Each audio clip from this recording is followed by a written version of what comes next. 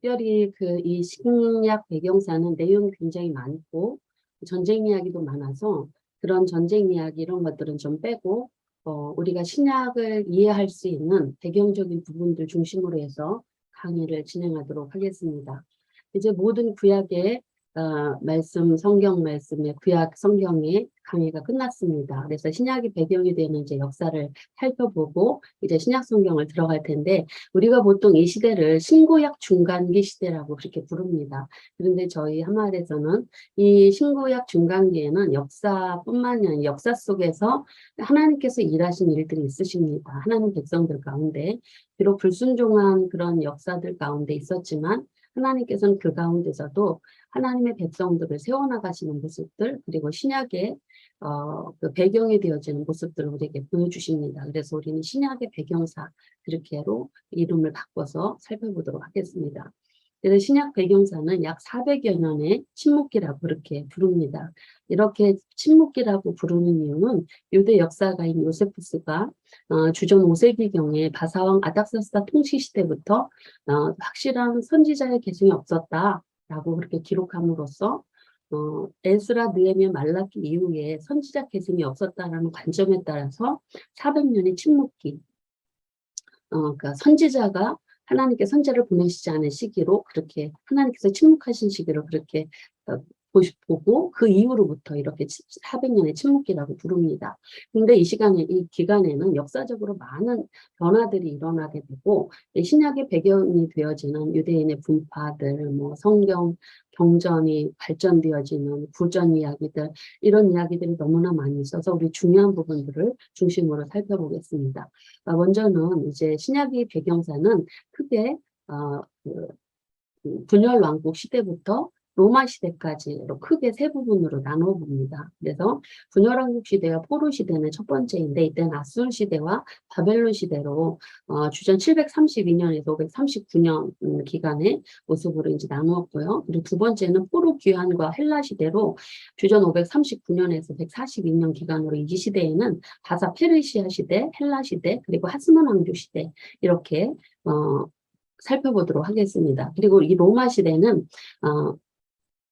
주전 63년부터 주후 이제 135년까지 로마 시대에 일어났던 일들, 역사적인 사건들, 일들, 그리고 유대문헌에 대해서 이제 마지막으로 보겠습니다. 그래서 이 기간에는 역사적인 상황들, 그리고 이스라엘의 상황, 민족의 분포가 어떻게 점차 좀 분포가 확산되어지 않는가 하는 부분들을 이제 역사적인 상황, 이스라엘 상황들, 그리고 그 가운데서 어떻게 신약의 배경이 되어지는 사건들이 일어나고 있는가 이렇게 중심으로 살펴보겠습니다. 먼저 아수르 시대인데 우리가 앞에서 여러분들이 역사들은 다 배웠기 때문에 간단하게 가도록 하겠습니다.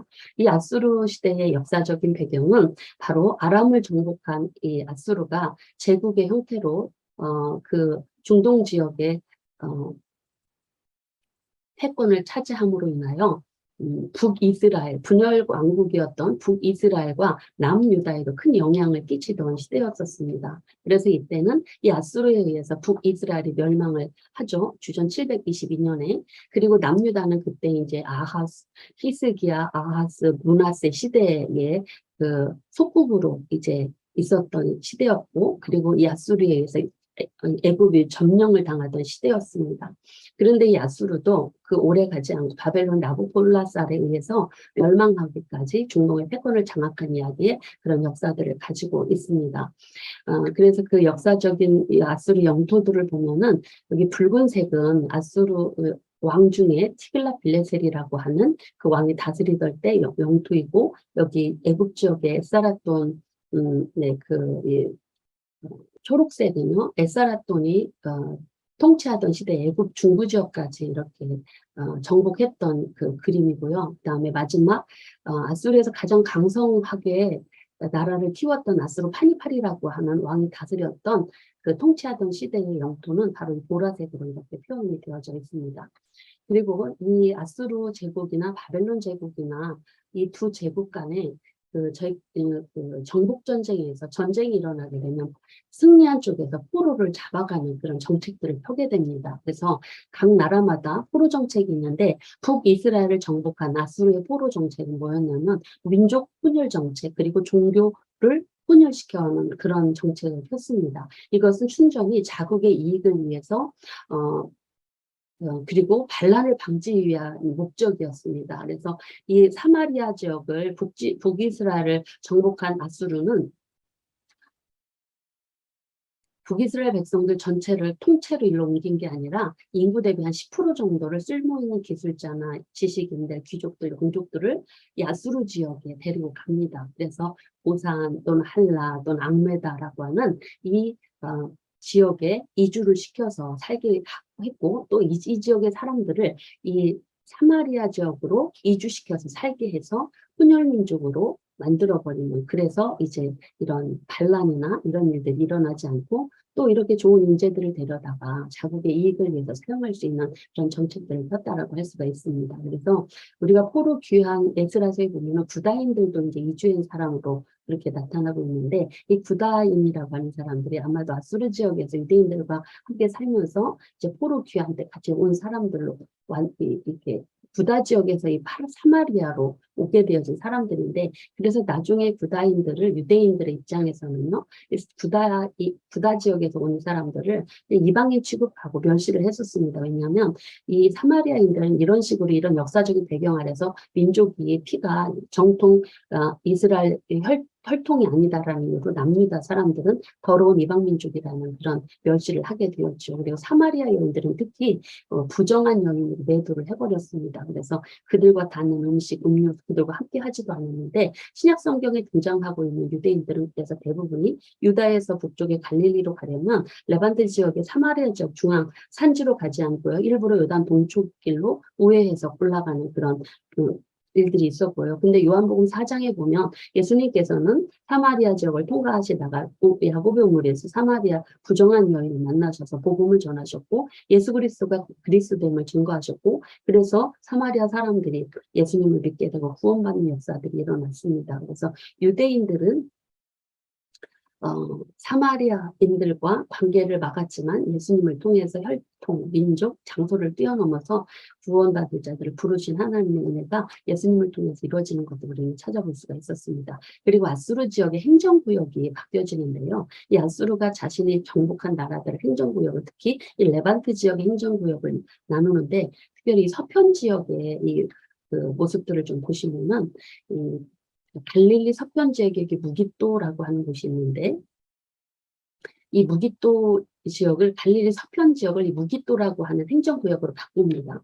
그리고 이 에브라임 산지 지역을 그러니까 사마리아 지역으로 바꿉니다. 그래서 이 사마리아 지역은 어느 지파인 상관없이 그냥 그 지역에 사는 사람은 그냥 사마리아인으로 통칭해버리죠. 그리고 블레셋 지역을 아스돗 행정구역으로 바꾸고 유다 지역을 이제는 아수르의 속국으로 이제 유다인이라고 했고요. 그래서 유다인 하는 것은 그 유다 땅에 살고 유다 행정구역에 살고 있는 사람을 유다인이라고 했고 나중에 페르시아 때는 또 한 번 행정구역이 바뀌어지는데 그때는 이제 라틴어로 유대인이라고 불려집니다. 이런 이름들이 바뀌어지게 되어지는 것들을 바로 우리가 이제 신약 성경의 배경을 이해할 수 있는 좋은 통로들이 되어지는데 유다인 또는 유대인이라고 이렇게 그 지역에 살고 있는 사람들을 이렇게 부르는 이름으로 보고 있고 그리고 모압 요단 동편 같은 경우는 길라 산지라고 부르는 이곳을 길라지라고 하고 있고 그리고 요단 동편의 바산이라고 하는 지역을 기르나임이라고 이렇게 부르기도 했습니다. 그러면서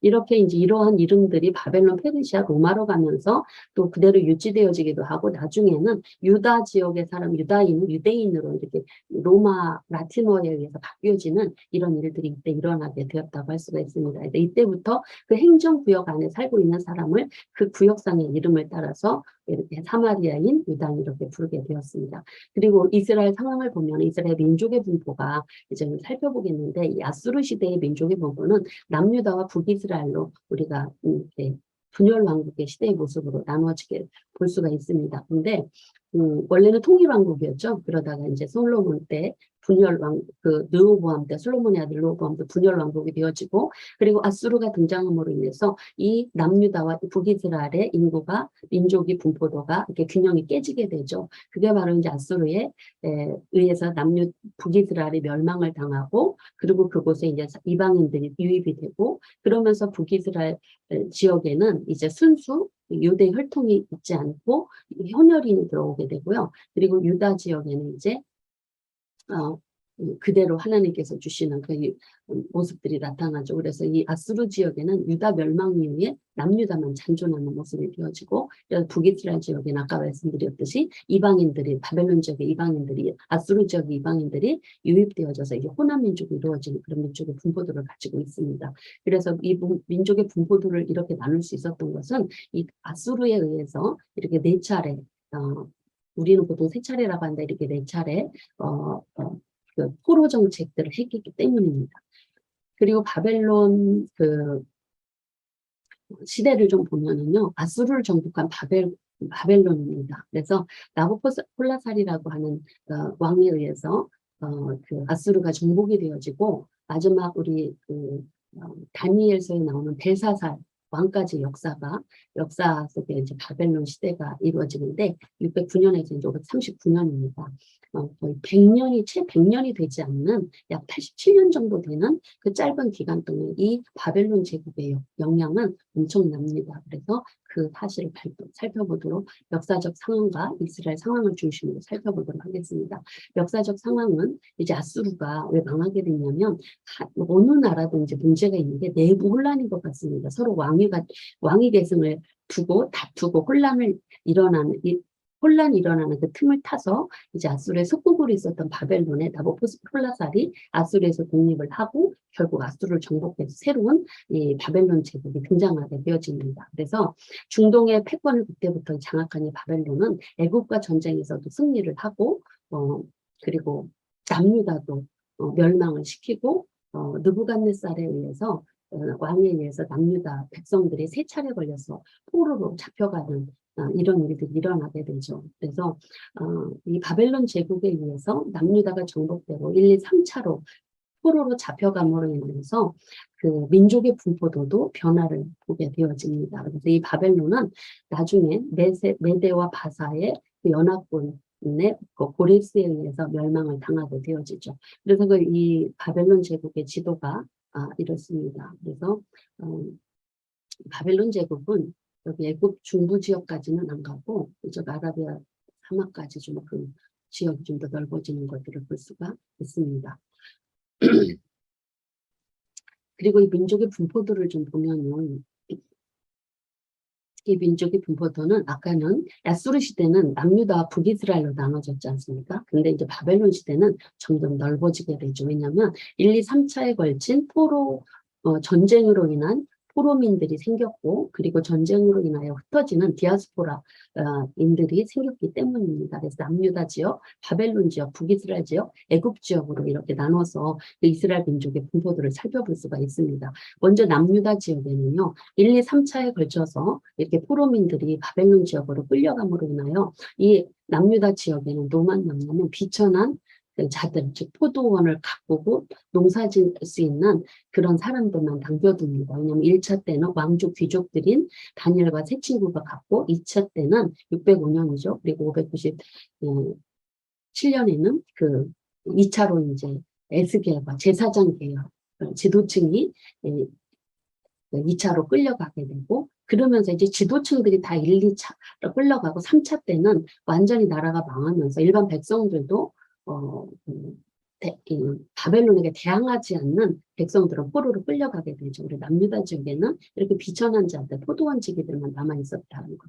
근데 이제 이때 이후로는 이제 바벨론 지역에도 포로민들이 있게 되죠. 왜냐하면 1, 2, 3차에 걸쳐서 포로로 끌려갔으니까 그곳에 이제 이스라엘 백성들은, 남유다 백성들은 바벨론 지역으로 포로로 끌려가서 공동체를 이루며 살았다고 합니다. 그래서 그들에게는 좀 특별히 이 종교적 자유를 누리고 종교적 관습을 형성하는 기간으로 그들이 삼습니다.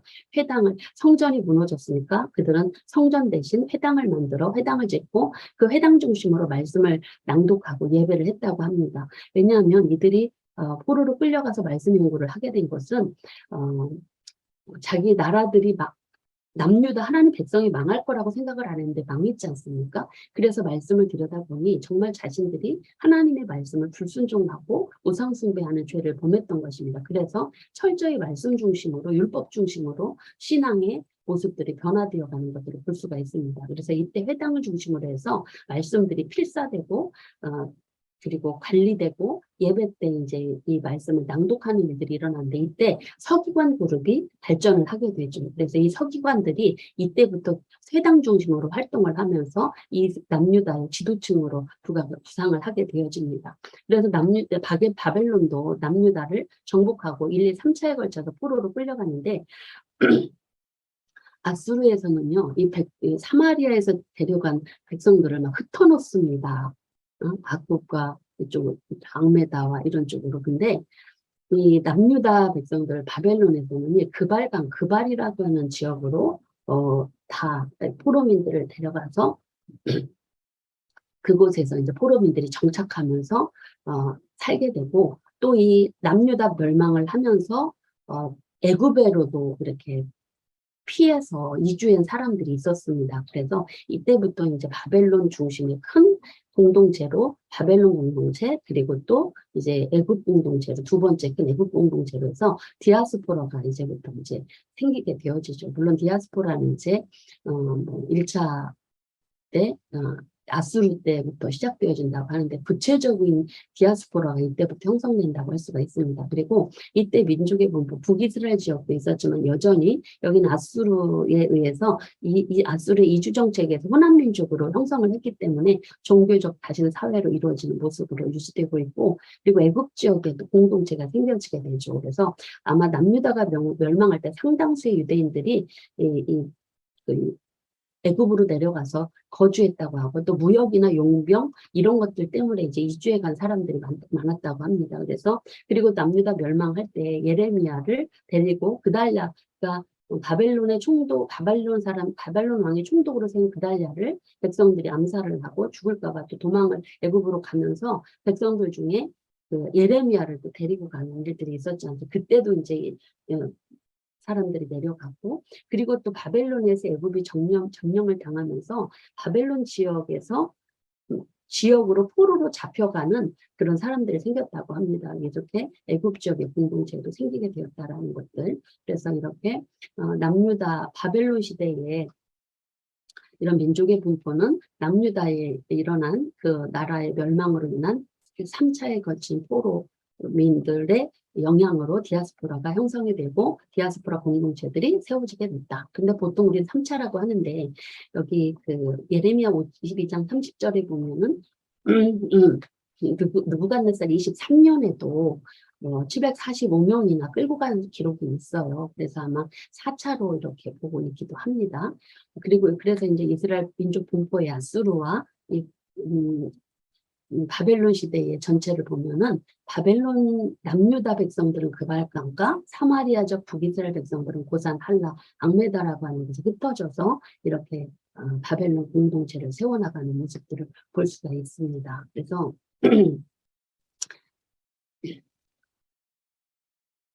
그리고 이제 이스라엘 민족의 변화를 좀 보면은 이 시대에도 많은 변화들이 일어나게 됩니다. 언어적, 종교적, 권력, 명칭, 메시아 사상들이 등장을 하게 되어지는데 바벨론과 애굽을 중심으로 형성되어진 포로 공동체가 굉장히 크게 이루어졌고 그곳에서 큰 변화들이 일어난 것입니다. 근데 이제 유다 땅에 남겨진 비천한 농부들 중심의 공동체에서는 민족의 변화가 일어나지 않고 포로민들을 중심으로 해서 이런 변화들이 일어나게 됐습니다. 그래서 언어적 변화는 히브리어에서 아람어로 바뀌어지는데 다른 타민족 나라에 살다 보니 당연히 말이 바뀌겠죠. 그래서 포로지에서 생활 중에 가장 큰 변화가 언어의 변화인데 이 히브리어는 이 민족의 모국어입니다. 근데 아람어는 일상 언어로 무역이나 외교 때는 또 애국어도 구사하는 그런 사람들도 있었다라고 해요. 그래서 이런 언어적 변화를 아람어, 이게 히브리어의 이제 고대 히브리어 모습들이고, 그러니까 이제 아람어의 비문이 나타나는데,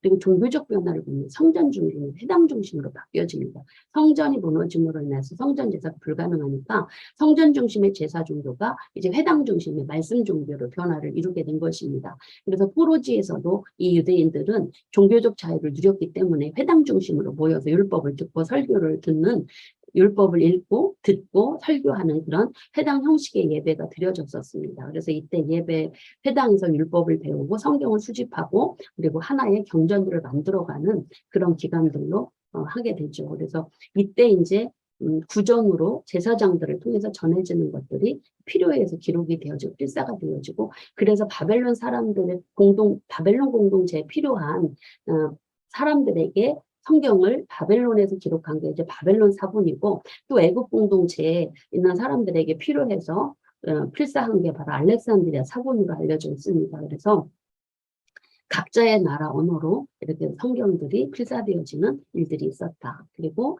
이 회당을 중심으로 종교적으로 모이는 모습을 보고요. 그래서 이제 바벨론 지역인 애굽에서도 이제 많은 이방인들이 유대인으로 개종하는 그런 일들도 있었다고 합니다. 회당의 내부이고 회당의 외부입니다. 그리고 이제 세 번째는 권력의 변화가 이루어지는데 왕권 중심으로 해서 종교 지도자 중심으로 바뀌어지게 됩니다. 이스라엘은 원래 왕권 중심이었죠. 원래는 하나님께서 왕이 되시는 나라였는데 하나님을 왕으로 인정하지 않고 인간을 왕으로 세워달라고 해서 이제 사울부터 왕권 그런 국가로 세워지게 되죠. 왜냐하면 이스라엘 백성들이 보기에 외국 다른 나라는 다 왕 중심으로 권력이 중심이 되어지고 굉장히 강력한 어떤 파워가 있어 보이는 거예요. 그러다 보니까 이제 사사시대가 지나고 나서 왕을 요구함으로 왕을 세워주셨지 않습니까? 그 이후로부터 이제 사무엘 상의 사울 왕 때부터 이스라엘의 이제 왕권 나라로 왕이 중심이 되어서 이렇게 세워지는 나라로 세워졌는데 근데 지금 이제 이방 나라 즉 바벨론에서 나라가 왕하고 이방 제국의 왕을 지금 지배를 받고 있잖아요. 원래 이스라엘에게 왕이 세워졌어도 하나님께서 왕에 대한 규례를 말씀하실 때 뭐라고 하시냐면 이방인들을 왕으로 세우지 말고 본국 형제를 왕으로 세워라는 그런 왕의 규례가 있지 않습니까? 그러다 보니 이 유대인들 입장에서는 이방 왕을 인정하기가 싫은 거예요. 그리고 지금 다른 나라에 망한 것도 나라 망해서 포로민으로 온 것도 자존심 상하고 화나는데 이방 왕까지 섬기는 그 영향을 받는 게 싫으니까 새로운 유대인들만의 새로운 지도자가 생겨납니다. 그게 바로 회당 중심으로 회당의 지도자인 종교 지도자들로 중심으로 이제 그 권력이 바뀌어지게 되죠. 그래서 이 회당에서는 말씀을 읽고 가르치는 역할이 대제사장 레위인들 중심으로 이끌어지는 공동체입니다. 그래서 그리고 이제 그걸 필사하는 서기관들 아까 말씀드렸듯이 서기관들이 이제 등장을 하고 그래서 이제 회당에서는 서기관들의 지위가 굉장히 높았었습니다. 그래서 이렇게 제사장, 레위인, 서기관들을 중심으로 성경이 연구되고 필사되고 문서가 기록되고 보존되어지는 일들, 성경을 가르치는 일들, 또 성경이 수집되고 편집되는 이런 작업들을 하는 그런 권력의 변화들이 이때 일어나게 되죠. 그리고 이제 명칭의 변화가 일어나는데 이스라엘에서 유다로 바뀌어집니다. 아수르 행정 지역에 따라서 그 명칭이 바뀌어지게 되어지는데 원래 이스라엘은 통일왕국 때는 그냥 이스라엘이었습니다. 분열왕국이었을 때는 북쪽은 이스라엘, 남쪽은 유다였고 포로기를 거쳐서 행정구역의 호칭을 따라서 유다 지역에 사는 사람들 그래서 유다인 그렇게 불려지게 되었고요. 그리고 유다인은 신약 성경에 가면 유대인이라고 불려요. 그거는 유대인이 라틴어를 사용해 유다인의 행정구역인 유다 지역이 이제 유대라고 하는 라틴어로 바뀌어지면서 유대인으로 바뀌어지고 이런 혼동이 없었으면 좋겠고요. 그리고 이 시대의 변화가 또 메시아 사상의 등장이 일어납니다.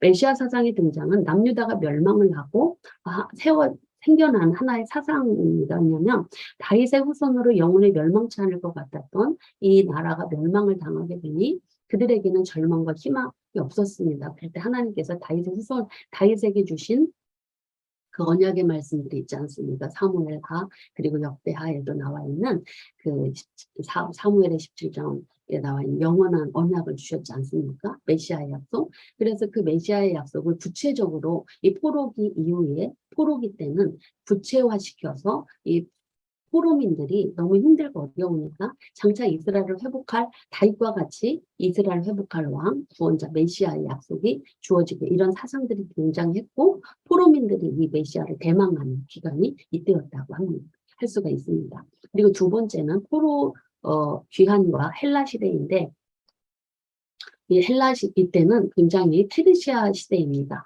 이때도 굉장히 많은 변화들이 일어났는데 이 바사라고 하고 이제 성경 페르시아인데 이 페르시아 나라는 아수르나 바벨론 제국과 달리 피정복민들에게 일정 범위의 자유를 주고 유화 정책을 주고 관용 정책을 베풉니다. 그래서 이 페르시아 이런 정책 때문에 유다인들이 고국으로 귀환할 수 있었고 그때 초대 왕이었던 고레스 원년에 이렇게 포로 귀환이 일어나 성정 제공되고 성정 완공하는데 방해를 한 사마리아인들 때문에 16년 중단되었다가 나중에 다리오 왕의 도움으로 성전 봉헌이 완전히 이루어지는 이런 배경들을 왕들의 협조가 있었기 때문에 가능했었습니다. 그래서 이 페르시아의 시대의 배경은 에스라, 느헤미야, 학개, 스가랴, 말라기, 포로 후기 역사서 예언서에 그대로 그 배경이라고 할 수가 있습니다. 그래서 이스라엘의 통치권이 이때는 페르시아의 지배하에 있었기 때문에 페르시아가 파견하는 총독이 다스렸습니다. 그래서 에스라서에 보면 스룹바벨, 느헤미야가 총독으로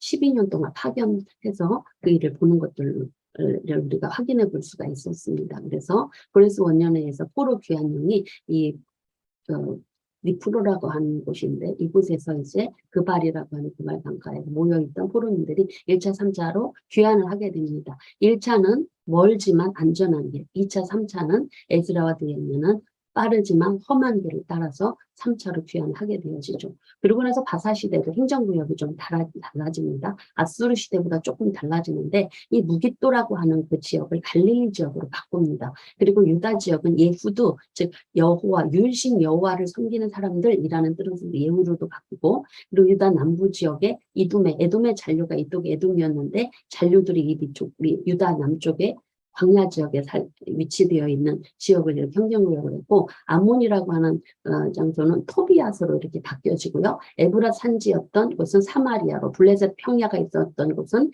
아스도스로 이렇게 행정구역이 바뀌어지는 걸 볼 수가 있습니다. 그래서 갈릴리 위에는 갈릴리, 사마리아, 이제 예후, 유대 지역으로 이렇게 바뀌어지게 되는 걸 볼 수가 있고요. 이 주요 도시들입니다. 민족의 분포는 여기는 조금 달라지죠. 예루살렘, 사마리아, 바벨론, 페르시아 공동체, 애굽 공동체로 바뀌어지게 됩니다. 이제 사마리아 공동체, 북이스라엘이 없어져 사마리아인이라 사마리아 구역 안에 행정구역 안에 살고 있는 그들의 공동체로 나눠지는 걸 볼 수가 있죠. 그래서 이들은 예루살렘 공동체 안에는 이제 포로에서 귀한 공동체들이 원래 비천한 농부들이 있었잖아요. 그들이 이제 지도급들이 오는 것입니다. 그래서 유다, 베냐민, 레위지파 중심으로 와서 소수의 제사장들이 와서 제사장과 소수의 북이스라엘 사람들도 같이 귀환을 해서 성전 건축을 하게 되고 그래서 신앙 공동체로 이제 발전되어진 예루살렘 공동체가 형성이 되어집니다. 이때 제사장과 레위인이 예루살렘 공동체의 지도자로 세워지고 사마리아 공동체는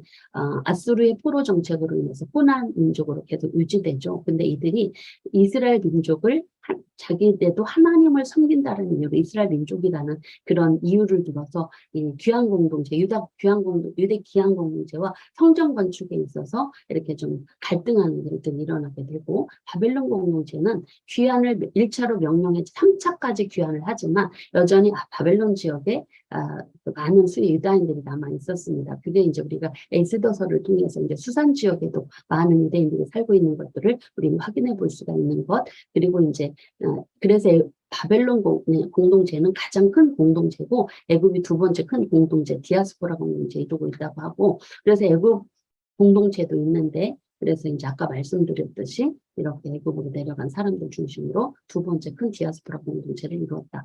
페르시아 제국은요 127지방이고 인도에서 구스까지 이렇게 되어 있습니다. 그리고 이제 헬라 시대인데 이때는 아주 많은 일들이 일어납니다. 역사도 복잡하고 상황도 굉장히 어려운데 신약을 이해하는 부분들만 살펴보도록 하겠습니다. 역사적 상황은요.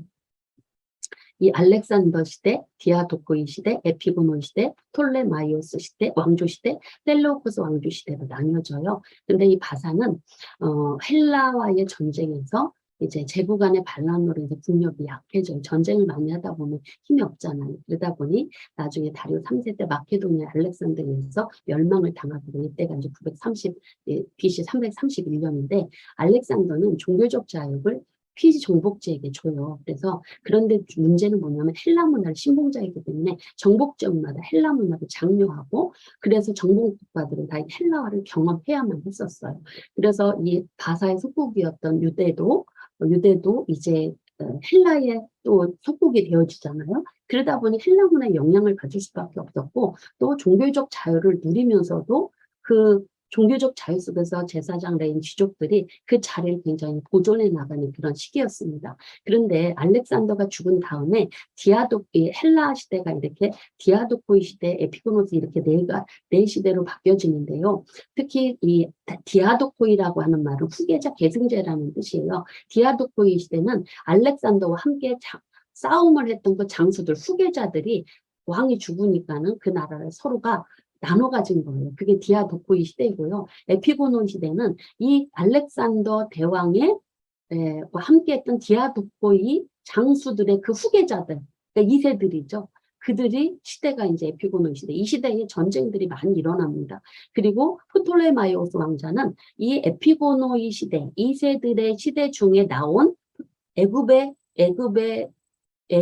형성되어진 왕조이고, 그리고 이 셀레우코스도 에피고노이 시대에 이제 그 유다 지역, 시리아 지역을 다스리는 그런 왕조로 이렇게 5시대 왕조로 나뉘어지게 됩니다. 이 시대에 대한 역사적인 얘기는 여러분들이 교재를 읽어보시고요. 중요한 사항들만 좀 보도록 하겠습니다. 알렉산더 이야기고요. 그리고 알렉산더 원정 모습이고 그리고 로마가 이렇게 알렉산더에 의해서 헬라 지역이 이렇게 넓은 애국을 완전히 장악을 한 모습들. 그래서 이때부터 이제 이 헬라화 정책을 왜 하냐면 모든 나라들을 그리스와 같은 도시로 만들고 싶은 거예요. 문화, 종교, 철학. 그래서 헬라화 정책을 해서 그 하나된 제국을 만들고 싶어서 알렉산더가 됐지만 금방 죽게 되어지죠. 자, 그러고 나서 이제 민족의 분포를 보면 일단 예루살렘, 사마리아, 디아스포라로 이렇게 좀 축약이 되어지죠. 그래서 예루살렘 공동체는 종교적 자유와 특권을 부여받게 되어집니다. 그리고 사마리아 공동체는 알렉산더가 동방 원정을 하는데 도움을 줘서 사마리아의 신전이 건축되어집니다. 근데 이게 하스몬 왕조 때 이거를 좀 무너뜨리는 하스몬 왕조에서 무너뜨려서 그때 이제 사마리아와 좀 적지는 일들이 이때 일어나죠. 그래서 알렉산더 왕에게 잘 보여갖고 사마리아의 신전이 건축된 것입니다. 그 중심으로 사마리아 공동체가 일어나고 이들은 모세 오경을 경전으로 하면서 사마리아 오경이 여기에서 나오게 되죠. 그리고 디아스포라 공동체는 그리고 애굽과 바벨론 지역의 큰 공동체를 이루었다라고 할 수가 있습니다. 그래서 일상 언어가 헬라어, 그리고 헬레니즘 중심의 교육이 일어나고 종교적 현학교, 점성술 또는 뭐 천문학 이런 것들이 발달되어지는 그리고 회당 중심의 종교적 형태를 띈 모습으로 바뀌어지죠. 그리고 좀 민족의 변화를 보면은요, 알렉산더와 디아도코이 시대, 그리고 프톨레마이오스 시대, 셀루쿠스 시대, 마카비 혁명 시대에 일어난 민족의 변화들에 대해서 좀 보겠는데 이때에 이제 시대별로 일어난 신약을 이해하기 위한 내용들만 보도록 하겠습니다. 그래서 알렉산더 디아도코 시대는 어떤 민족의 변화가 일어났냐면 언어적 변화가 일어나게 되죠. 아람어에서 원래는 히브리어에서 아람어 썼잖아요. 그러다 이제 아람어에서 헬라어도 같이 그리스어도 쓰게 되어지는 거예요. 그래서 헬레니즘 문화 영향 때문입니다. 이거는 순전히 알렉산더 대왕의 그 포럼 정책 중에 하나였던 것입니다. 그래서 모든 나라를 하나로 종교적, 민족적, 사회적으로 대제국을 하나로 만들고자 싶어 하시는 그런 이유 때문에. 그런데 그 중에서도 이 유대인들이 종교적 특권을 누려요. 율법도 지키고 안식년에 조공을 바치는 것도 면제되고 왜냐하면 이거를 안 지켜주면요 제국이 대항하고 하거든요. 그러니까 이제 반란이 일어나기 싫으니까 유대인들에게 특권을 주는 그런 일들이 일어나고 또 헬라파가 등장하는데 이 부분에 대해서 우리가 조금 좀 중심으로 봐야 되는데 이 헬라파는 뭐냐면 자발적으로 이 헬라 제국의 사상과 문화를 받아들인 이들입니다. 헬라 복장하고 헬라어를 하고 헬라 이름을 하고 하는 이런 사용을 하는데 이들은 바로 나중에 이제 대제사장 메메직 사건을 통해서 그들의 위치를 이제 권력을 얻게 되죠. 근데 이들이 이 헬라파가 사두개파의 모체가 되어집니다. 이렇게 연결해서 보시면 되고, 그런데 이 시대에는요, 이 엘락산더 디아도코 시대의 장군들, 사분열되어진 나라가 사분열되어지는데, 이때 유다라고 하는 지역은 지리적으로 애국과 시리아의 완충 역할을 하는 지역이기 때문에 누구나 여기를 차지하면 유리한 거예요. 그러다 보니까 항상 전쟁이 끊이지 않는 고통 속에서 유대인들이 살고 있었고, 그 중에서도 종교적인 그런 특권을 누리는 사람들이 유대인들이었다. 그래서 아람어 그리고 헬라어의 모습이고요. 그리고 그래서 이제 알렉산더 사후의 그 디아도코이 시대에 이렇게 내분열, 사분열로 되어지는 마케도니아 지금 카산드로스, 그리고 여기 터키 지역은 리시마코스, 그리고 시리아 바벨론 지역은 셀로코스, 프톨레마이오스. 그러면 이 중에서 남유다 하나님 백성에 관련되어진 그 왕조는 셀로코스 왕조입니다. 그래서 여기에 주목해 봐야 될 것들이고요. 이때 이제 디아도코 시대의 장군들의 시대들이 이렇게 나뉘어지게 됩니다. 보시면 되고, 이때 이들이 1차부터 5차까지 큰 전쟁이 벌어집니다. 이걸 디아도코 전쟁이라고 하는데, 여러분 책을 통해서 교재를 통해서 참고해서 보시면 좋겠고요. 그리고 또한 그 후계자들의 후손들, 에피고노이 시대도 삼국으로 이렇게 좀 좁혀지는데요. 이때도 전쟁이 계속적으로 이루어지는 시대라고 할 수가 있습니다. 그리고 그 셀로코스 왕조는 그대로 있고 프톨레마이오스는 있고 안티오코스에 의해서 이제 여기 마케도니아 지역까지 이제 함께 통합해서 다스려지는 걸로 나뉘어지게 되죠. 그 장군들 디아도코이의 후예들이라고 할 수가 있죠. 그러고 나서 이제 남부 시리아 지역을 차지하기 위해서, 즉 레반트 지역, 유대 지역을 차지하기 위해서 약 150년간 6차례 잦은 전쟁들이 일어났습니다. 우리가 신약 복음서에 보면 예수님께서 비유로 천국은 이와 같다라고 하시면서 어떤 사람이 자기 전 재산을 다 털어서 밭을 샀어요. 근데 왜냐면 그 농부가 그 밭을 일구다가 남의 일용직인데 그 사람 일을 못하니까 그 땅을 파보니까 그게 보화가 들어있는 거예요. 그래서 그걸 숨겨놓고 주인에게 가서 모든 재산을 다 팔아서 그 땅을 사버려요. 왜? 그 속에 보화가 들어있으니까. 천국은 이와 같다 했잖아요. 이 비유의 말씀이 왜 나왔냐면 이 시대에 이렇게 많은 150년간의 잦은 전쟁을 통해서 이런 보화들이 땅에 감추어져 있다는 이런 역사적인 이야기들이 있습니다. 그래서 그런 비유들을 예수님께서 하셨다라고 말씀드릴 수 있고, 프톨레마이오스 왕조 때요 일어난 일이 중요한 게 뭐냐면, 최초로 히브리 성경이 헬라어로 바뀌어지는 70인역 성경이 번역이 되어지는 일들이 일어납니다. 왜 이 프톨레마이오스는 애굽 지역을 다스리는 왕이잖아요. 근데 이 사람이 왜 이게 성경을 이렇게 번역했을까? 우리는 참 궁금해요. 그런데 이 프톨레마이오스는 어떤 사람이냐면, 자기가 이 헬라 시대 지도자들은요, 자신이 다스리고 있는 지역을 종교, 철학, 학문, 무역의 중심 도시로 만들고 싶어 했대요. 그리고 특히 이 프톨레마이오스는 도서관을 지어서 수많은 책들, 철학, 종교, 과학, 천문학, 정성술들을 책을 보관하고 싶어 했대. 그래서 헬레니즘 중심의 도시로 만들고 싶어 했던 거예요. 그래서 이 프톨레마이오스는 학문을 사랑했고, 그래서 모든 책들을 알렉산드리아 도서관을 만들고 그렇게 보관하려고 했는데, 모든 책들을 경전을 모으다가 애굽에 살고 있는 모여 사는 유대인들에게 야, 경전 중에 경전이 뭐냐 물었더니 토라라는 거예요. 그래서 그때의 히브리어로 된 성경을 헬라어로 번역하는 성경이 70인역 성경인 것입니다. 그래서 이 70인역을 번역할 때 애굽 공동체에서 사용했던 알렉산드리아 사본이 같이 사용이 되었죠. 그 처음에는 이제 모세오경에 번역됐다가 나중에 나머지가 헬라어로 번역된 것으로 그렇게 보고 있습니다. 그래서 이때 이 70인역 성경에 대해서는 뒤에 가서 유대문헌에서 더 자세히 말씀을 드릴게요. 이게 이제 알렉산드의 사본의 예이고요. 그리고 이때에 또 제사장직이 매매되어지는 일들이 일어나게 되는데, 이 대제사장직의 매매는 야손이 그 안티오코스 4세, 셀류코스 왕조의 안티오코스 4세가 왕위에 올랐을 때 당시 대사장 오니아스가 3세가 있었습니다. 근데 이 사람이 자리를 비운 사이에 헬라파 지도자인 야손이 그 기회를 놓치지 않고 이 왕을 찾아가서, 안티오코스 3세를 찾아가서 그때 전쟁 배상금 때문에 돈이 필요했었어요, 왕이. 그래서 찾아가가지고 내가 돈 줄 테니 나 제사장으로 세워다오. 그래서 이 야손이 헬라파 지도자인 야손이 제사장이 되어집니다. 그때 제사장 위에 이 야손이 오름으로 인해서 무슨 일들이 일어나냐면 유대 권력이 헬라파 유대인에게 넘어가는 사건이 되고 최초로 대제사장직이 매매가 되어지는 그런 사건입니다. 이게. 그래서 원래는 대제사장직은 세습직이었잖아요. 그런데 이 야손으로 시작해서 매매가 되어졌다라는 거. 근데 나중에 헤롯이 이걸 폐하고 신약시대 가서 그 헤롯 왕이 이걸 폐하고 자신이 마음에 드는 사람, 자신에게 잘 보이는 사람을 대제사장직을 세웠다 폐했다, 세웠다 폐했다 이런 일들이 일어나게 되죠. 그래서 이때부터 대제사장이 이제 헬라파의 지도자이니까, 헬라파를 숭배하는 지도자이니까 당연히 이제 그 유대 헬라화가 급속도로 이루어지게 되어지는 일들이 이때입니다. 안티오코스 4세 때이죠. 그래서 이때 이제 헬라파 지도자인 이 야손과 제사장과 레인들을 중심으로 해가지고 직책들이 이제 관직들이 오르게 되면서 유대의 본격적인 헬라화가 일어나게 됩니다.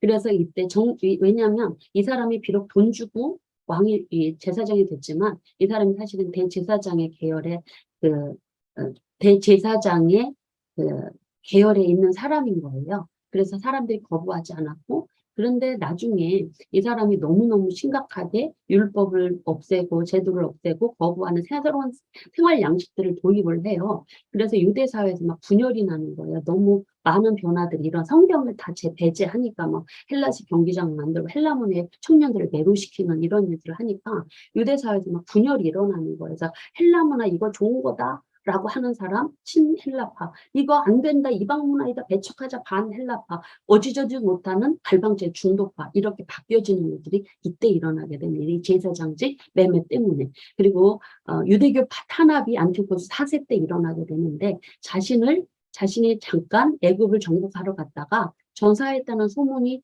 그 사이에 이 안티오코스를 밀어내려고 하는 일들이 깨졌다는 소식을 듣고 돌아와갖고 왕권을 모독했다 해서 반란이다 해서 유대인들이 그때부터 아주 지독하게 탄압을 하게 되죠. 그래서 이때 할례를 중지하고 안식일과 절기를 못 지키게 하고 율법서를 찢어 불태우고 돼지고기를 유대인들에게 억지로 먹이게 하고 하는 이런 일들이 일어나게 됩니다. 그리고 유대인들을 향한 관습을 칙령을 내려요.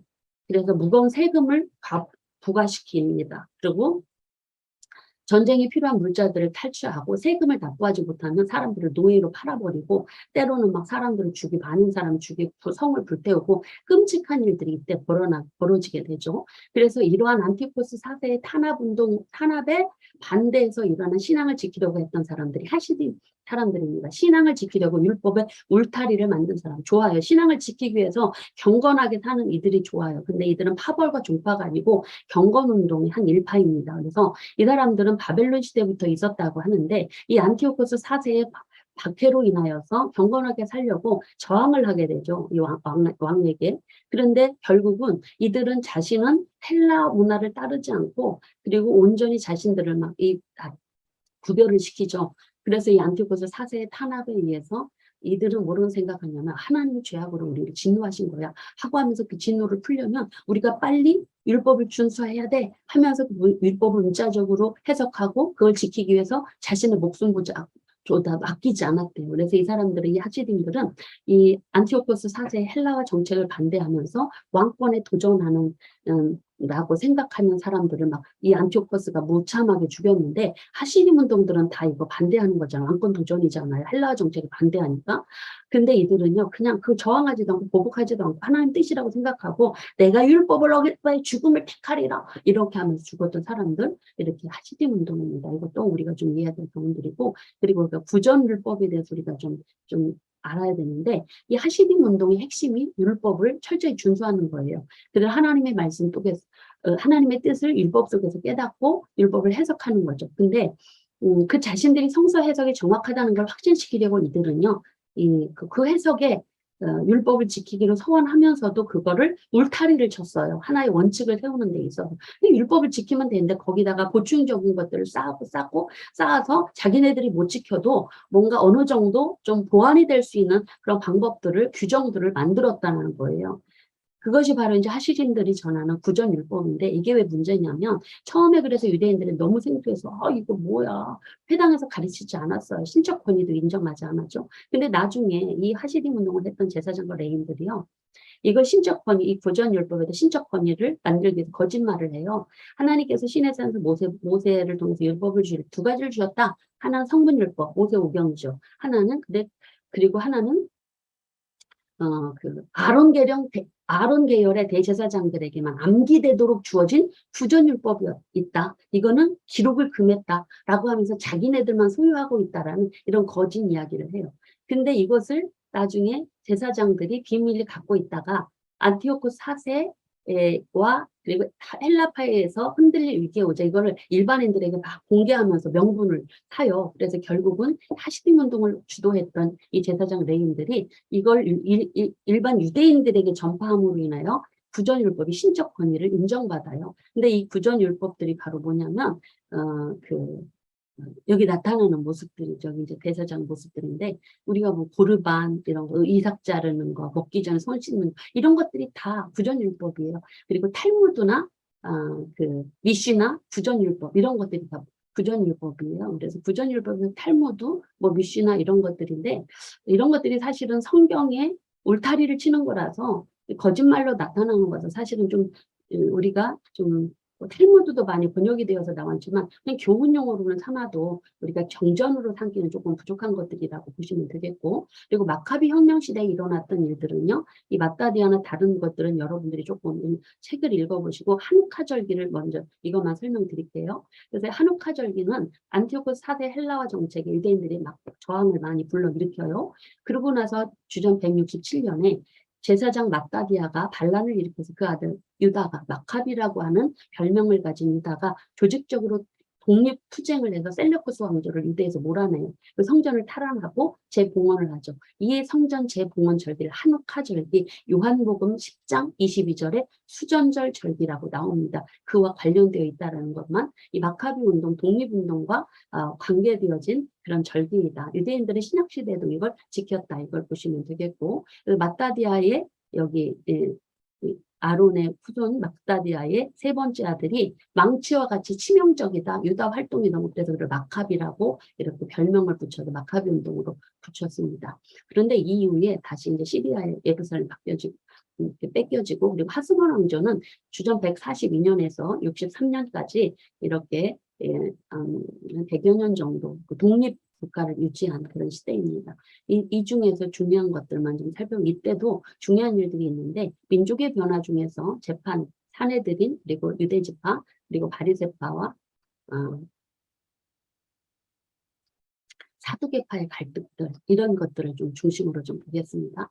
역사적 배경은 야스문 왕조는 바로 이제 그 마따디아의 아들들이 이제는 그렇게 저항운동을 해서 이제 셀루쿠스를 몰아냈잖아요. 그리고 마따디아 마지막 살아남은 둘째 아들 시몬이 유대를 독립하고 합법적인 왕이 되고 제사장이 돼요. 그러면 이 사람은 왕이면서 제사장인 거예요. 이 사람 마따디아지만은 아론의 계열이에요. 하지만 그가 왕과 대제사장직을 견입을 해요. 특징이 뭐냐면 하스몬 왕조는 왕과 대제사장직을 왕이 견유했다는 거예요. 근데 정통성을 가지지 못했어요. 왜냐면 왕은 유대족속 다윗 후손만 있을 수 있고 대제사장직도 아론의 직계 비나스 후손 사독 계열만 되어져야 되는데 이 사람은 이 마따디아 후손의 시몬은 사독 계열이 아닌 거예요. 그래서 이 하스몬 가문은 레이지파였지만 제사장 계열이었지만 이 대제사장 가문이 아니었기 때문에 이런 문제 때문에 이제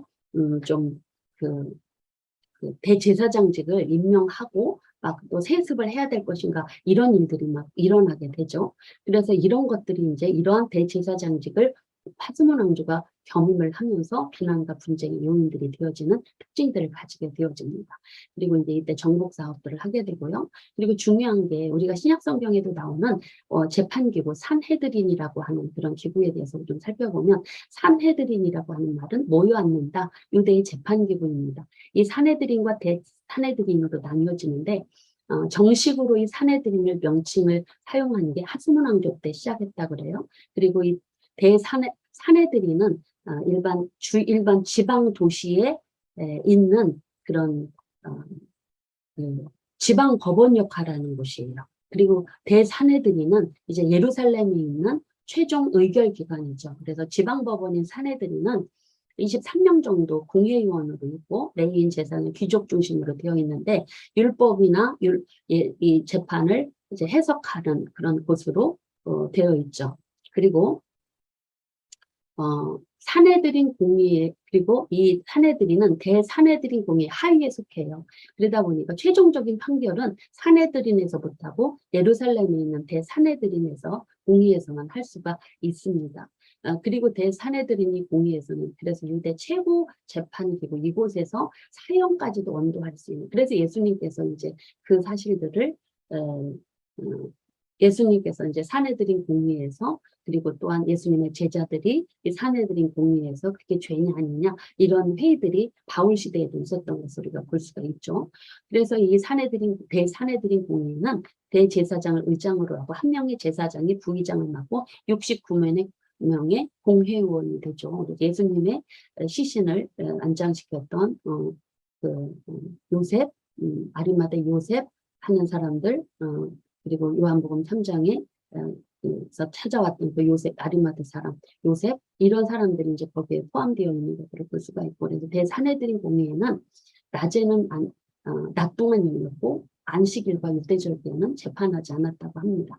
그리고 이제 아주 중요한 신약성경에 나오는 유대분파에서 좀 말씀을 드릴게요. 에세네파는 하스몬 왕조의 대제사장직과 왕위를 겸하는 문제에 대해서 반대하는 사람이었습니다. 그래서 이들은 바로 세상과 단절을 하고 동굴에 은거하면서 금욕 실천하는 거예요. 왕이 싫으니까 이도저도 싫다 하고 이렇게 들어가서 사는 사람들이 있고, 그리고 바리새파와 이 사두개파 이 사람들도 사실은 이 헬라와 문제에 이제 연결되어진 사람들인데, 이 사람들은 그래서 이 에세네파는 이제 이때만 그러니까 하스몬 왕조를 인정하지 못한 하시딘들이라고 보시면 돼요. 그래서 타락한 종교, 타락한 부패한 사회에서는 우리는 살 수 없다 해서 이렇게 단절된 삶을 살았는데, 로마 시대까지, 신약 시대, 그래서 우리가 사도 요한이 아마 에세네파 있을 것이다라고 보기도 하는데, 그리고 이 바리새파와 사두개파는 유대 헬라화를 찬성하느냐 안 하느냐에 따라서 달라집니다. 그래서 찬성하는 쪽이 헬라파 제사장과 레위인들의 이들이 사두개파예요. 그리고 헬라화를 반대하고 전통을 지켜야 된다라고 하는 하시dim 제사장 레위인들이 바리새파입니다. 그래서 이들은 바로 이제 안티오코스 7세 때 7세의 침공으로 인해서 요한 힐카노스 왕이 이제 항복을 할 때 갈라지게 돼요, 서로가. 그래서 이런 헬라화 문제로 갈라지게 되어지는 일들, 그래서 원수처럼 되는 모습들, 그래서 이런 일들이, 그래서 그들은 이제 스스로 자신들의 종파를 헬라화에 반대한다. 그래서 이렇게 바리새파로 이렇게 두 타벌은 사실은 귀족층이에요, 중산층. 그래서 귀족층이기 때문에, 그러니까 이 사두개파는 귀족층이고, 그리고 이 바리새파는 일반 중산층 입장에서 이제 말씀 전통을 유지해 나가는 그런 종파라고 할 수가 있습니다. 그래서 그 이후에 이 사두개파와 헬라파는, 사두개파, 바리새파는 계속적으로 갈등이 이루어지는 역사들 책 보시기 바라고요. 그래서 이때 이제 유대교파, 사두개파, 서기관, 바리새인, 에세네파로 이렇게 정리가 되어지는 걸 볼 수가 있습니다. 그래서 헬라파와 하시딤으로 나누어졌다. 헬라파는 헬라화된 제사장, 레위, 사두개파, 하시딤은 에세네파, 바리새인, 서기관, 말씀 중심 이렇게 보시면 돼요. 그래서 에세네파는 살펴보았고, 바리새파는 바리새파는요, 유대의 전승을 떠받드는 보수주의자예요. 죽은 자의 부활을 믿고 민중의 지지를 얻는 그런 마카비 혁명에 일조한 사람이라고 할 수가 있고요. 그리고 이제 이 사두개파는 합리주의자들이에요. 거의 현실 위주라서 사독의 후예이지만 상류층 헬라화를 받아들이고, 그래서 모세 오경만 인정하고 정치적으로 종교적으로 자유주의자, 예수님의 부활과 영혼 불멸을 믿지 않는 아주 지극한 현실주의자들입니다. 이런 갈등들이 있었다라는 것들 이제 감이고요. 그리고 그래서 사두개파와 이 바리새파는요, 근본적으로 이렇게 이때부터 적대 관계에 있었던 거예요. 특히 예수님께서 성전 청결 때요, 사두개파는 그거에 대해서 막 돈을 냈는데, 왜냐하면 현실주의니까 로마와 또 결탁을 해야 되잖아요. 결탁한 현실주의자니까 헬라어를 받아들인 사람입니다. 근데 바리새파는 이때 팔짱 끼고 쳐다봐. 예수님께서 성전 청결을 한 것은 제사장들과 사두개파와 레위인들을 향한 지적이었거든요. 이때 바리새파는 예수님께 호감을 가지는 그런 모습으로 있어졌다라는 걸 우리가 참고적으로 보고, 로마 시대를 보면요. 로마 시대에는 우리가 이제 신약 성경에 나오는 내용들인데, 예, 헤롯 시대와 이후 시대, 그리고 민족의 변화도 이렇게 좀 나눠서 볼게요. 헤롯 시대는 하스몬 왕조의 내분으로 로마의 지배를 받게 되어지는 그런 시대라고 할 수가 있습니다. 그래서 로마에 의해서 로마가 이 헬라를 정복을 하면서 막대한 부를 얻게 되어지고, 헬라 제국이 정복해 놓은 모든 땅을 포함해서 대제국을 건설하게 돼요. 그러고 나서 이제 남부 시리아 지역, 즉 레반트 지역을 정복할 명분을 얻기 위해서 찾고 있다가 하스몬 왕조가 내분이 일어나니까 그 틈을 타서 이제 기회를 이용하죠. 그래서 그때 이제 하스몬 왕조에서 도움을 요청해요. 우리 좀 도와달라. 그랬더니 이때 즉시로 폼페우스 장군이 와서 군대를 이끌고 예루살렘에 와서 하스몬 왕조를 도와준 게 아니라 하스몬 왕조를 멸망시키고 유대가 로마의 지배를 받게 되어지는 그런 역사들이 일어나게 됩니다. 그리고 헤롯 시대의 이후에는요. 그래서 헤롯 시대의 역사들이 일어나고, 헤롯 시대 이후의 역사는 이제 헤롯이 죽고 나서 헤롯의 유언과 관련되어져서 유대 지역이 혼란이 쌓여지는 시대라고 할 수가 있어요. 그래서 헤롯은요, 죽기 전에 이제 로마에게, 이 헤롯이라고 하는 사람은 사실은 왕위에 오를 때 이 로마에게 아부를 해서 왕위에 오른 사람이고, 이스라엘 정통, 유대 정통 혈통도 아닙니다. 에돔 출신이기 때문에.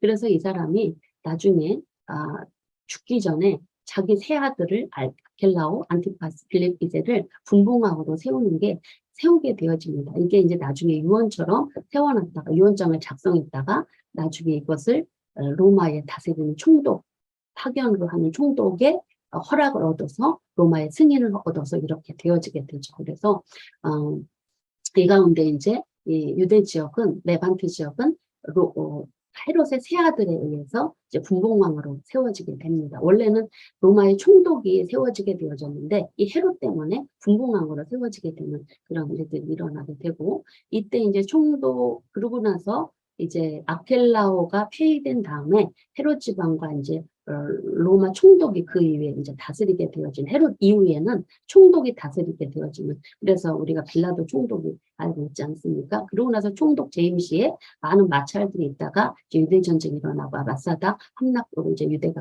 전쟁을 끝나는 일들이 이제 역사적인 배경이라고 할 수가 있고요. 그럼 헤롯 시대 민족적 변화는 뭐냐? 유대 지역의 분할이 되어지고 유대인들에게 특권이 이루어집니다. 이 특권이 뭐냐면 유대인들에게 특권은 유다를 로마의 속주로 삼지 않고 동맹관계로 맺고, 그래서 유다의 권리를 보장해주는 법령을 선포합니다. 종교 활동을 하고 상인들의 그 권위 특권도 누리게 해주고, 그리고 유대세를 그러니까 유대세를 그러니까 참전 군인으로 나가는 걸 면제해주고 유대세를 하는 것으로 이제 좀 바꿔주는 일들.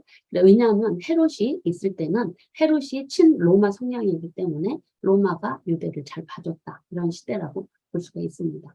그리고 이때에 헤롯 왕이 다스릴 때는요, 대제사장의 종신제를 폐지했습니다. 그래서 이 헤롯은 이두메인 출신이었기 때문에 대제사장이 오를 수 없었어요. 그래서 힐카노스 하스몬 왕조 때 그때 이제 이 대제사장직을 돈 주고 매매하는 일들이 일어났지 않습니까? 그런데 이후에 대제사장직의 권위를 격화시키기 위해서 자기가 못 되니까, 유대인들에게는 철저히 율법 중심이어서 이 대제사장이 아무나 될 수가 없다라고 하니까 자신이 이제 세습제를 폐지해버려요. 그래서 이제 이때부터 헤롯이 자기가 임명을 해요. 그래서 자기에게 돈 주고 잘 보이는 사람들을 임명을 하는 일들이 이때 일어나요. 그러고 나서 이제 이때부터 대제사장이 아주 많아지는 그런 일들이 일어나고 헤롯 시대에 많은 건축물들이 있게 되죠. 그래서 헤롯, 그리고 이때 이제 신약 성경에 나온 헤롯 땅이 누구냐면 대제사장직을 이 헤롯이 폐지하지 않았습니까? 그래서 귀족의 세습도 폐지해버려요. 그런데 이때까지 유대의 귀족 계급에 세습적으로 왔던 사람들을 중에 누구를 귀족으로 삼냐면 그러니까 귀족도 세습되고 대제사장들도 세습되었는데 그거를 다 없애버리고 헤롯은 자기가 공을 세우는 사람을 새로운 귀족으로 세우게 되죠. 그러다 보니 헤롯에게 잘 보이려고 하는 사람들이 얼마나 많겠어요? 그래서 이제 보이는 사람도 있고 또 그걸 반대하는 사람들도 있고 그러다 보니까 이렇게 헤롯을 지지하고 그 중심으로 정치적으로 함께 연합하는 분파가 형성된 게 헤롯당이다 라고 보시면 됩니다. 그래서 헤롯을 찬성하면서 동시에 헤롯의 귀족으로 뽑히거나 대제사장에 뽑힌 사람이 헤롯당입니다. 철저히 사두개파처럼 현실주의자입니다. 그래서 이 대제사장과 제사장, 귀족으로 이루어진 사두개파 중에 헤롯 당이 많이 나온 것으로 보고 있고 그래서 이때인제부터 유대의 주도권이 바리새파에서 사두개파로 넘어가는 그런 시점이 이때라고 할 수가 있습니다. 그래서 이 헤롯 당은 정치 집단이 한마디로 정치 집단 그렇게 보시면 로마 제국의 잘 보이는 우호적인 그리고 이 헤롯 시대의 민족의 변화 중에 이 로마 도로가 생겨지는 것입니다. 로마의 아우구스투스 옥타비누스라고 하는 황제가 등극하면서 전성기를 맞이하며 이 로마는 전쟁을 통한 로마의 평화를 주창하는 그 전에는 이제 그 로마의 팍스 로마나 평화를 주창했다면 아우구스투 황제는 주변 국들과 동맹을 맺고 연합을 하고 평화를 누리는 그런 정책을 펴니다. 그래서 많은 도로를 건설하고 합니다. 그리고 세금들이 빨리빨리 움직일 수 있도록 합니다. 그래서 흩어진 유대인들이 이렇게 만들어진 도로를 이용해서 안전하게 귀환할 수 있는, 움직일 수 있는, 예루살렘으로 올 수 있는 그런 계기도 마련되어지고, 디아스포라 유대인들이 또 여기 절기를 지키러 사도행전에 예루살렘에 올 때도 그런 도로를 이용을 했겠죠. 그래서 이렇게 잘 만들어진 도로는 나중에 디아스포라 유대인들뿐만이 아니라 예루살렘을 방문할 때뿐만이 아니라 복음을 확산하는 일에 큰 도움을 얻는 사도 바울의 전도 여정에도 활용되어지는 이런 로마의 도로가 되어진다고 할 수 있고 로마 제국의 영토 표시고요. 그리고 이렇게 도로가 이렇게 만들어진다고 합니다. 그리고 말씀드릴 것이 헤롯 사후에 이제 이스라엘 통치 지역이 이렇게 나뉘어지게 됩니다. 좀 달라졌다라는 부분들을 여러분들이 이렇게 좀 사진으로 보시면 될 것 같습니다. 네, 이렇게 헤롯 대왕 사후에 통치 지역이 이렇게 바뀌었다. 그리고 여기서 잠깐 그 대제사장에 대해서 말씀을 드리면 대제사장에 이렇게 많이 나왔습니다. 헤롯 시대 또는 여기 안티파스 시대, 빌립이 이렇게 많이 나왔는데 이 중에 성경에 나오는 인물이 안나스와 여기 가야바입니다. 안나스는 가야바의 장인이고 가야바는 안나스의 사위이죠. 예수님 돌아가실 때 예수님을 심론했던 제사장들이죠. 근데 헤롯이 공신 제사장직을 폐지하고 헤롯 자기의 사람들을 대제사장으로 바꾸면서 짧은 기간 내에 대제사장들이 이렇게 많이 생겨난 것입니다. 그래서 사도행전 6장 7절에 보면 7 집사를 세우고 복음을 전할 때 허다한 제자의 수가 많아지고 이때 허다한 제사장의 무리도 이 도에 복종했다라고 하는 건 이러한 배경 아래서 많은 헤롯 중심의 헤롯이 세운 제사장들이 이게 배경이라고 할 수가 있습니다. 그래서 이 제사장들이 돈이 나오는 것이 뭐냐? 돈 주고 한마디로 제사장이 됐다 이 말이에요. 그래서 성전 시장이죠. 성전에서 제사 드릴 때 재물을 판매하거나 화폐를 환전하거나 수수료 이런 것들을 얻어서 풍리를 취하는 일들을 제사장들이 그 돈 가지고 이제 대제사장직에 세워지는 일들이 일어났죠. 그래서 이런 제사장 이권에 대해서 예수님께서 분노하시며 성전 청결을 하신 것입니다. 헤롯이 건축한 가이사라 관저, 로마 관저, 그리고 가이사라 여기 원형 경기장, 예루살렘 증축공사를 헤롯이 했죠. 그리고 이 열심당에 대해서는 열심당이 여기 나오는데 열심당은 민족주의자, 정치적으로 독립을 주장하는 사람들입니다. 헤롯 정치나 통치에 노골적으로 반대하는 사람들이죠. 그래서 어느 시대나 찬성하는 사람도 있고 반대하는 사람들일 수 있습니다. 이 열심당원들은요. 갈릴리 중심으로 해서 격렬한 저항을 일으키는 사람들이고 그래서 이제 로마 통치부터 갈릴리 지방을 중심으로 활동을 했던 사람들입니다. 그래서 유다와 마따디아스 이런 라는 그 율법 학자가 헤롯의 정권을 반대하고 율법을 어기는 행한 모든 것들을 폐기한다고 이렇게 가르치는 일들 이런 일들이 이제 헤롯이 죽기 전에 일어났는데 어쨌든 헤롯을 반대하는 이런 운동을 저항운동으로 이룬 사람이 열심당원들이다. 그래서 이 사람 정치 행동주의자들, 칼을 풀고 다니는 사람들, 그래서 정치적 적수 민족주의자들, 세금을 거부하고 폭력을 행사하는 예수님의 제자 중에 가난아이 시몬 출신입니다. 그래서 이때는 이제 로마 시대는 우리 신약성경 유대교가, 사두개파, 서기관, 그리고 열심당, 에세네, 헤롯당, 바리새인으로 이렇게 6개의 분파로 되어집니다. 이것이 신약성경에 그대로 등장하게 되어지죠. 그리고 나서 이제 헤롯의 후계자들